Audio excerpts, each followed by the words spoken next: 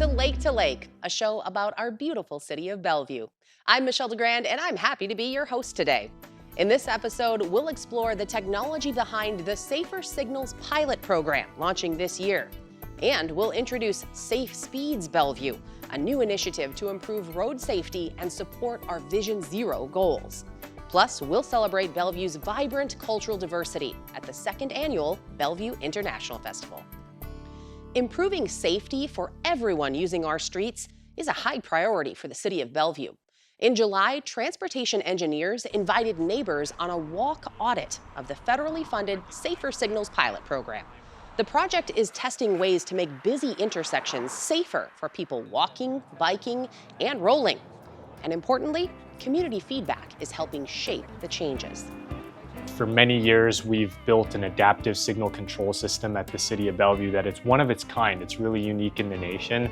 Largely optimizes vehicle throughput, but over the years with more pedestrians, cyclists, and those rolling on City of Bellevue streets, we really wanted to make sure that the environment was safe for all.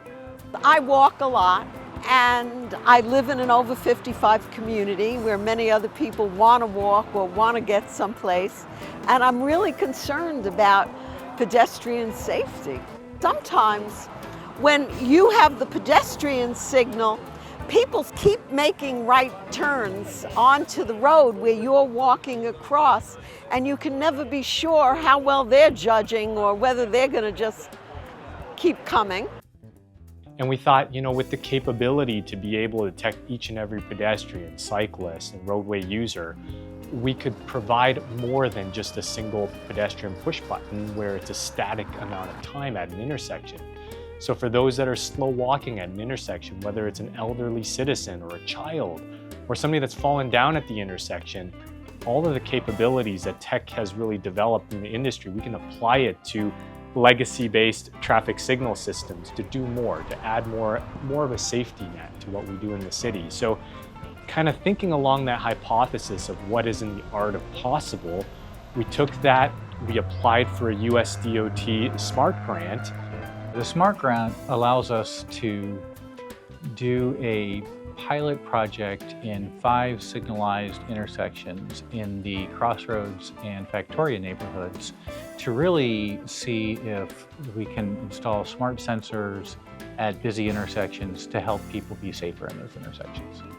Over half of the conflicts we see, crashes that involve pedestrians and bicyclists, happen in signalized intersections. That's why for us, it's so important to be able to enable this technology in these intersections that helps keep our pedestrians, our bicyclists safer as they go through these intersections.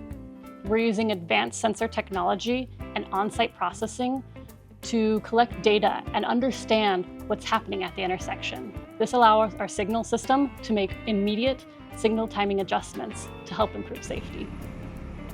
The system uses advanced sensors like camera and LiDAR to detect everyone at the intersection, vehicles, pedestrians, and cyclists in real time. Artificial intelligence processes this data right at the intersection. It identifies their location, speed, and even potential conflicts. This technology is designed to focus on improving safety by understanding traffic dynamics, and importantly, it does not store personal information or track individuals. Based on what the sensor sees, the system can make real-time adjustments to the traffic signal. For example, if it identifies a slower-moving individual or a larger group, it can automatically extend the walk signal phase, ensuring that everyone has enough time to safely cross. Or, if it detects a pedestrian still in the crosswalk when the signal is about to change, it'll hold the light for longer.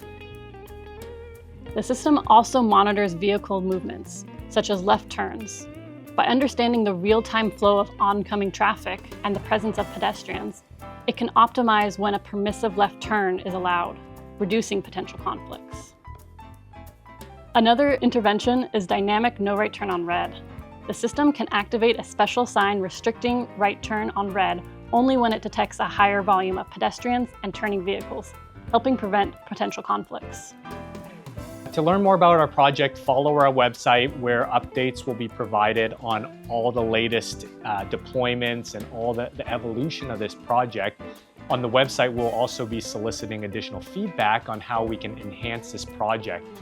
I thought that what they did today was a great presentation, and I'm hopeful that they will continue to get input from community members.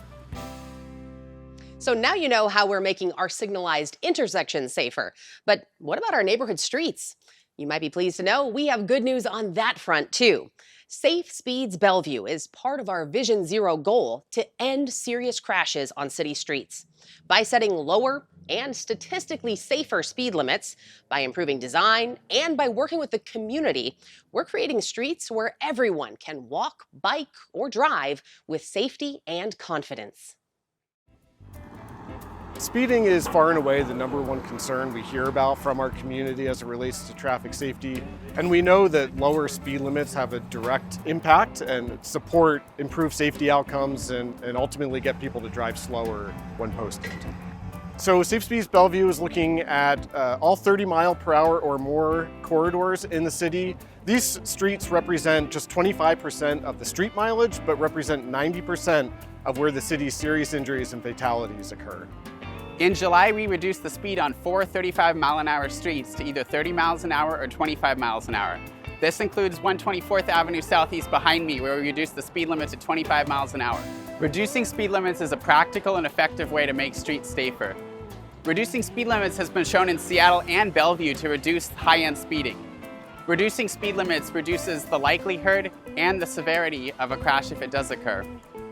Reducing speed limits effectively reduces all crashes, not just speeding-related crashes. The city hasn't proactively changed speed limits in a long time, so we really want to make sure the community is brought along as we're developing this work. So right now, there's a survey open to the community, open until September 30th. We really encourage the community to go there. Let us know how you feel about speeds and speed limits in the city. The project webpage is going to be your best place to stay informed about this project. You can go to www.bellevuewa.gov/safe-speeds.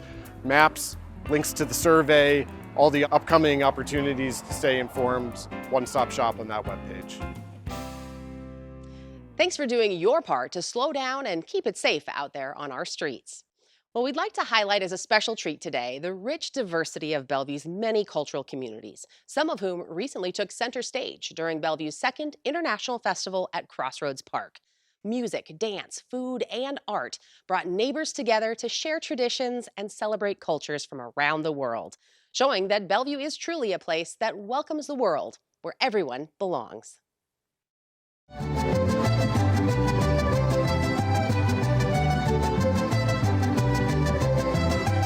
The Bellevue International Festival, it is an opportunity for us to come together as a community. When we look at this festival, we listen to the music, we see people dancing, we have great foods to eat, but it is all about community. 40% of us is foreign born. So this is an opportunity to bring our community at one gathering.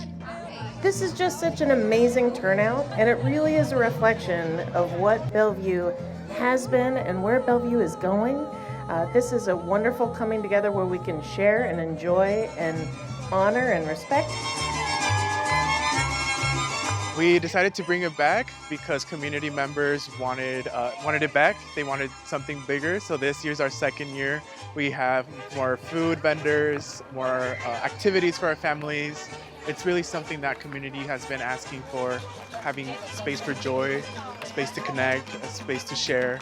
So it's something that we've been hearing from our community, and we're making it possible. Have fun.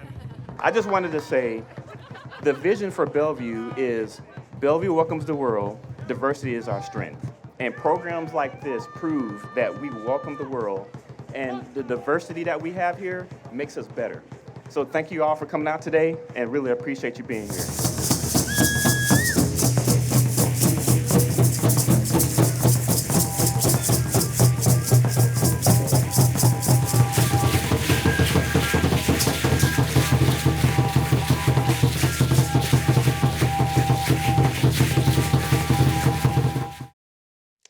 That event is always such a fun and joyous celebration.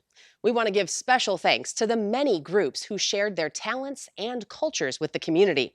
and to all of you who showed up to be a part of the audience. Well, that brings us to the end of this month's Lake to Lake. We are so glad you could join us this month and learn more about what we're doing here in Bellevue. You can share feedback or questions with us at btv@bellevuewa.gov and subscribe to our YouTube channel to make sure you get the latest video news and information from the city. And you know, because that event is so great, we'll close with some more sights and sounds from the Bellevue International Festival. I'm Michelle DeGrand. From all of us at Bellevue Television and the City of Bellevue, thank you for watching Lake to Lake.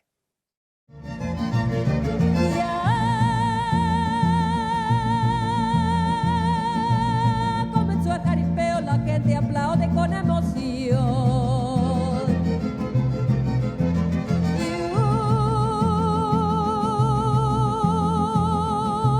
un toro viene rodado, muy bien coleado por Don Nabor.